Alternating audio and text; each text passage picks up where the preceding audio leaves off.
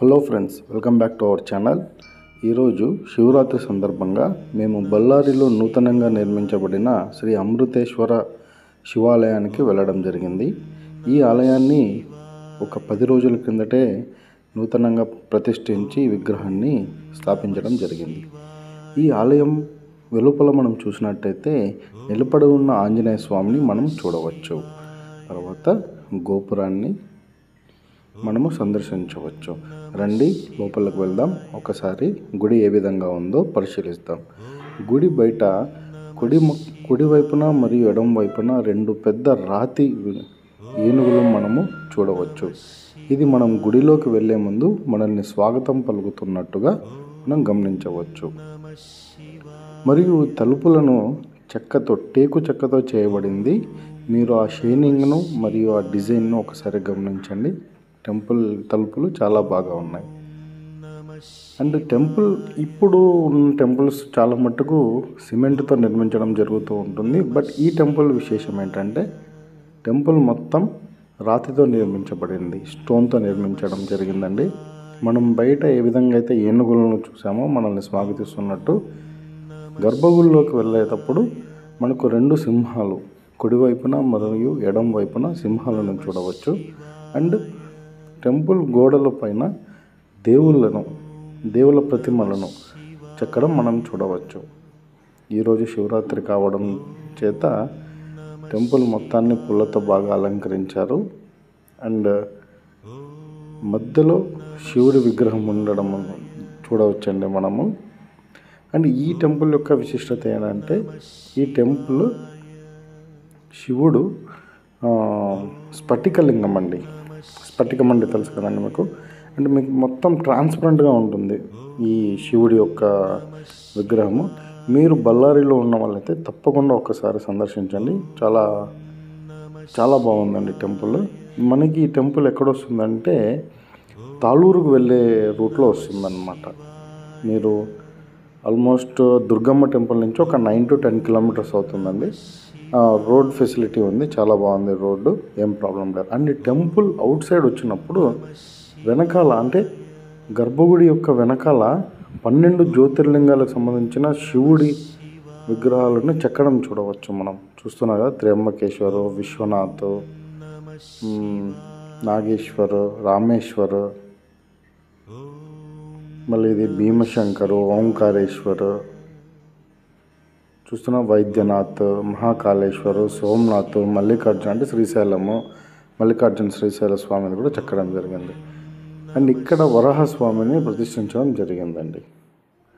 And ముఖ్యంగా దీని గుడి ఓపెనింగ్కి రాజమౌళి సినిమా డైరెక్టరు, మళ్ళీ యష్ కన్నడ యాక్టర్ ఉన్నారు కదండి, ఆయన రావడం జరిగింది.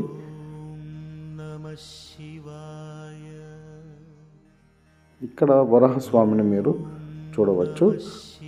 గర్భగుడి వెనకాల ఒక సైడు గర్భగుడి మనకు లెఫ్ట్ సైడ్లో వరాహస్వామి, రైట్ సైడ్లో నరసింహస్వామిని మనం చూడవచ్చు. ఇక్కడ నరసింహస్వామిని మనం సందర్శించవచ్చు. ఒకసారి చూడండి. అండ్ టెంపుల్ మాత్రం చాలా నీట్గా ఉందండి. అండ్ ఇంకొకటి ముఖ్యమైన విషయం ఏంటంటే చాలా ప్రశాంతంగా ఉందండి టెంపుల్. ఎందుకంటే సిటీ నుంచి కొద్దిగా ఒక 9 to 10 కిలోమీటర్స్ దూరంలో ఉంది కదా. సో టెంపుల్ కొద్దిగా దూరం ఉండడం వల్ల ప్లెజెంట్గా ఉందన్నమాట. అండ్ ఏ టెంపుల్లో లేని విధంగా గర్భగుడి వెనకాల నందిలు ప్రతిష్ఠించారండి వీళ్ళు. మీరు చూడొచ్చు, అక్కడ మీకు వీడియోలో చూపిస్తున్నాం కదా. నంది ఒక 1 feetకి ఒక నందిని ప్రతిష్ఠించడం జరిగింది. చిన్న చిన్న నందులు ప్రతిష్ఠించడం జరిగింది. శివరాత్రి కావడం వల్ల జనం రష్గా ఉన్నారండి.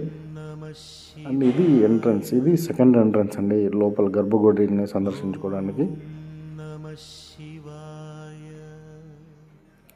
పిల్లర్స్ పైన కూడా మీరు చూడవచ్చు శివుడి యొక్క లింగాన్ని చెక్కడం జరిగింది. గుడిలోని ధ్వజస్తంభం చూడండి, మొత్తం రాగితో కట్టడం జరిగింది, స్టోను, మరియు దానిపైన తాపడం ఇచ్చారనమాట వీళ్ళు. టెంపుల్ అవుటర్ లుక్, గర్భగుడి యొక్క అవుటర్ లుక్ మొత్తం పిల్లర్స్తో కవర్ చేయడం జరిగింది. పైన వెంటిలేషన్ కోసమని రాతితోనే విండోస్ లాగా తయారు చేయడం జరిగిందండి వాళ్ళు. మనం చూడవచ్చు మొత్తం.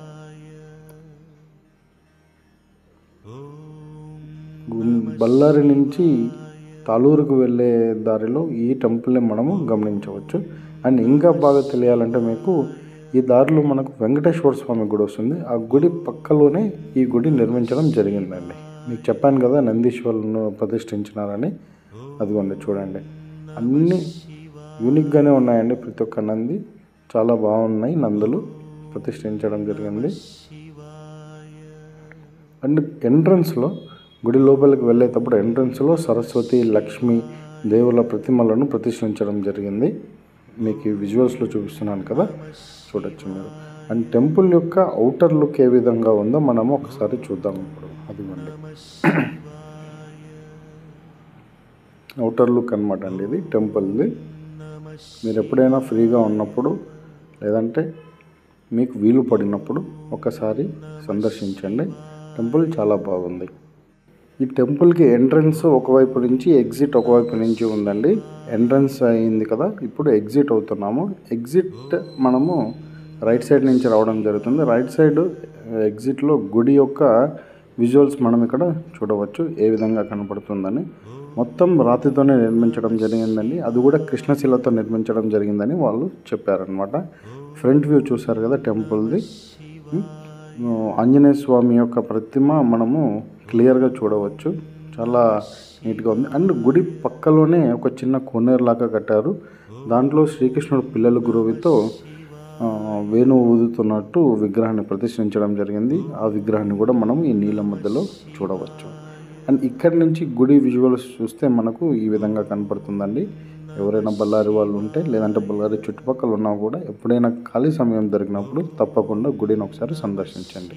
Thanks for watching. Please subscribe, share the video and like our video. Thank you.